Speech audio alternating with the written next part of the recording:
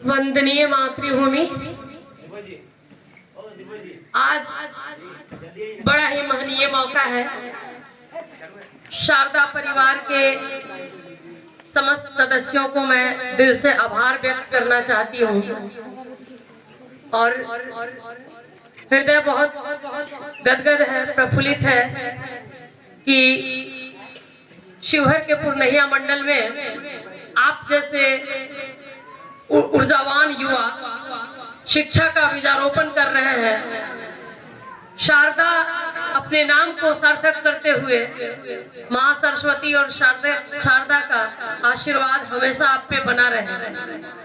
जैसे आज देश में कोटा का जो ऐलान है या कोटा में जो शिक्षा का माहौल है, इसको देखते हुए प्रधानमंत्री जी ने कोटा के लिए शिक्षा का काशी संज्ञा का इस्तेमाल किया, नाम दिया। उसी तर्ज पे, उसी तौर पे मैं भी चाहती हूँ कि हमारे जिले में, हमारे बिहार का नाम रोशन करते हुए शिक्षा का दूसरा काशी बने। और शारदा परिवार के एक एक सदस्य अपनी सशक्त सहभागिता से देश के नवयुवकों को एक नया दिशा दें। यहाँ बैठी हुई तमाम मातृशक्तियाँ, बेटियां, बेटे एवं युवा शक्ति, जिसके कंधे पे देश का, राष्ट्र का एक बहुत बड़ा महत्वपूर्ण कह लीजिए कि कर्तव्य और दायित्व का निर्वहन है।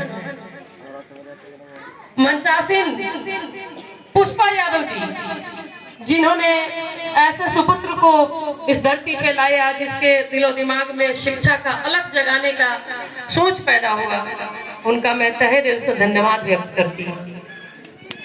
डॉक्टर उषा कुशवाहा जी, स्त्री सशक्तिकरण की साक्षात मिसाल, जो हम सबों के बीच मंच पे आसीन है। और पुष्पा यादव जी के बगल में एक युवा शक्ति रंजन कुमार जी, जिनके बारे में दीपू जी ने बखूबी बताया कि इनके हर कदम पे एक मार्गदर्शक बन के खड़े रहते हैं। आपका भी मैं नमन निवेदित करती हूँ। बहुत ही खुशी की बात है कि आपने इस स्तर से शिक्षा का अलग जगाना शुरू किया।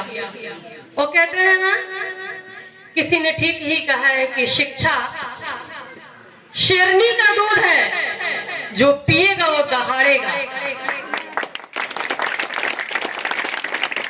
यहाँ बैठे हुए तमाम बेटों से और बेटियों से सबसे मैं आग्रह करूंगी कि शिक्षा को अपने जीवन का अभिन्न हिस्सा बनाएं और सिर्फ कहने के लिए नहीं, तब तक इस दिशा में सतत प्रयत्न करते रहे जब तक जीवन में मुकाम नहीं हासिल कर ले। आप ही के बीच से बैठे हुए कोई कलाम बने, कोई कल्पना चावला बनी। आप अपने माँ बाप के सपनों को पूरा कर सकते हैं और इसके लिए ऐसा सपना देखना होगा जो आपको नींद से, सोए से जगाते रहे, पल पल झंझोड़ते रहे कि नहीं, तुमको कुछ करना है, तुमको आगे बढ़ना है। इसलिए शिक्षा की जहां तक बात है, शिक्षा अपने आप में एक हथियार है। आपको मैं बताना चाहती हूँ, अंग्रेजों ने, फिरंगियों ने हमारे देश पे बहुत दिनों तक शासन किया और शासन करने के बाद जाते जाते हमारे शिक्षा नीति को तोड़ मड़ोड़ कर चला गया। आपको पता होना चाहिए कि हमारे ऊपर जाने से पहले उन्होंने मैकाले शिक्षा पद्धति थोप दिया। मैकाले शिक्षा पद्धति, जो जानते होंगे वो तो ठीक है, जो नहीं जानते होंगे वो जाकर जानने की कोशिश करेंगे ये मैकाले शिक्षा पद्धति है क्या। मैकाले शिक्षा पद्धति का उद्देश्य महज ऐसा भारतीय पैदा करना है जो रंग और रक्त से सिर्फ भारतीय हो, लेकिन दिलो दिमाग से, मन मस्तिष्क से वो ब्रिटानी हो, हर जगह इंग्लिश का बोलबाला। आप ऐसा महसूस करेंगे कि जो बहुत ही अच्छा इंग्लिश बोलते हैं, उनके सामने आपको एक हीन भावना महसूस होता होगा कि अरे काश हम भी बोलते हैं। बेशक इंग्लिश भी एक भाषा है, उसका भी कदर करना चाहिए। वाहिदा रहमान कितनी ही खूबसूरत हो जाए, मेरी माँ से ज्यादा खूबसूरत नहीं हो सकती। इंग्लिश का सम्मान करेंगे, लेकिन मातृभाषा सर्वोपरि है। और इस बाबत हमारे देश के प्रधान सेवक यशस्वी नरेंद्र भाई मोदी जी ने नई शिक्षा नीति का घोषणा किया, जिसका हम 3 वर्ष पूरा कर लिए। और इस नई शिक्षा नीति को तभी देश में बढ़ाया जा सकता है जब आपके जैसे ऊर्जावान युवाओं को दशा और दिशा दिखाया जाए। आप चाहे आसमान छू सकते हैं, वो कहते हैं ना, संघर्षों के साये में इतिहास हमारा पलता है, संघर्षों के साये में इतिहास हमारा पलता है। जिस ओर जमानी चलती है, जिस ओर जमानी चलती है, उस ओर जमाना चलता है। आप अपने अतीत में झांक कर देखें, युवाओं ने एक से एक इतिहास लिख डाला। वो चाहे भगत सिंह हो, चंद्रशेखर आजाद रहे हो, विवेकानंद रहे हो। विवेकानंद जिन्होंने भारत के वैदिक दर्शन का परचम विदेशों में जाकर लहराया और फहराया, विश्व बंधुत्व का संदेश दिया उन्होंने। शिकागो के धर्म संसद में 7,000 लोगों के बीच में उन्होंने भारत के वैदिक दर्शन और सनातन का परचम लहराया। तो आपको जीवन में आगे बढ़ने के लिए, अच्छा करने के लिए, अपने सपनों को साकार करने के लिए शिक्षा, संस्कार, सेवा भावना और सुचरित्र होना बहुत ही जरूरी है। और आप जो चाहे कर सकते हैं। और कहते हैं कि लोग आज नौकरियों के पीछे पागल है कि मुझे नौकरी मिल जाती, मुझे नौकरी मिल जाती है। नौकरी ही क्यों, हम स्वावलंबी भी बन सकते हैं। स्वावलंबन अपने आप में एक बहुत ही सशक्त शब्द है।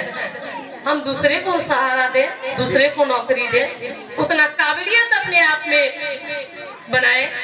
और वो तब तक संभव नहीं है जब तक कि आप शिक्षित नहीं होते हैं। शिक्षा हासिल करना होगा, और ये शिक्षा आप तभी ईमानदारी से हासिल कर सकते हैं जब आप भारतीय संस्कृति में गुरु और शिष्यों के का जो परंपरा चला आ रहा है उसका दिल से पालन करेंगे।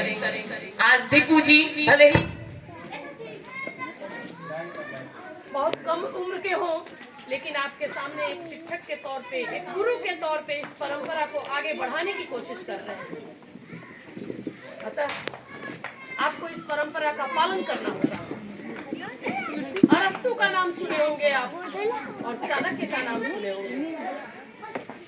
अरस्तु और चाणक्य, आप अपने इतिहास को पलट कर देखिए, कितने बहुत अनसेठ लोग का नाम किसी को याद नहीं, बहुत अमीरियत में कभी इतिहास नहीं रचा।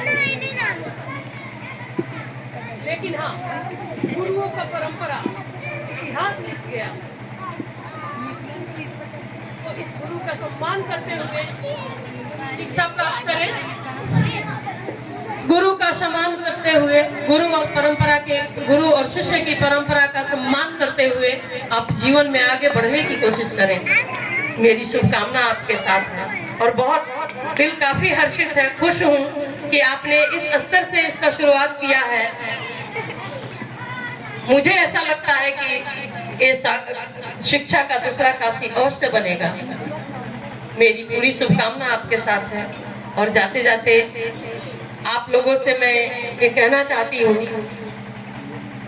किनारे पर टहलने में न गरिमा मानवी मन की, किनारे पर टहलने में न गरिमा मानवी मन की, भंवर को चीर कर उस पार जाना शान जीवन की, भंवर को चीर कर उस पार जाना शान जीवन की। सहारे पर जिए तो क्या जिए, सहारे पर जिए तो क्या जिए, सहारा दूसरे को दो, अमर कर लो इस जिंदगानी को। इसलिए सहारे की जिंदगी का कभी मत सोचिए, दूसरे को सहारा देने का सुकून सोचिए। जब आप किसी को मदद करते हैं, किसी का सहारा बनते हैं, तो आपके अंदर कौन सा आत्मविश्वास और कौन सा सुखद अनुभूति होती है, उसको महसूस करने की कोशिश कीजिए। और यहाँ बैठे हुए तमाम युवा शक्ति और खासकर बेटियों से मैं निवेदन करना चाहती हूँ कि एक ऐसा सपना देखिए जो आपके मम्मी पापा, उन लोग का नाम रोशन हो जाए, समाज में अमर हो जाए कि हाँ उनकी बेटी और मैं इस हर सपने के बुनियाद में एक बहुत बड़ा शब्द है, बहुत बड़ा शर्त है, वो है मजबूत आचरण।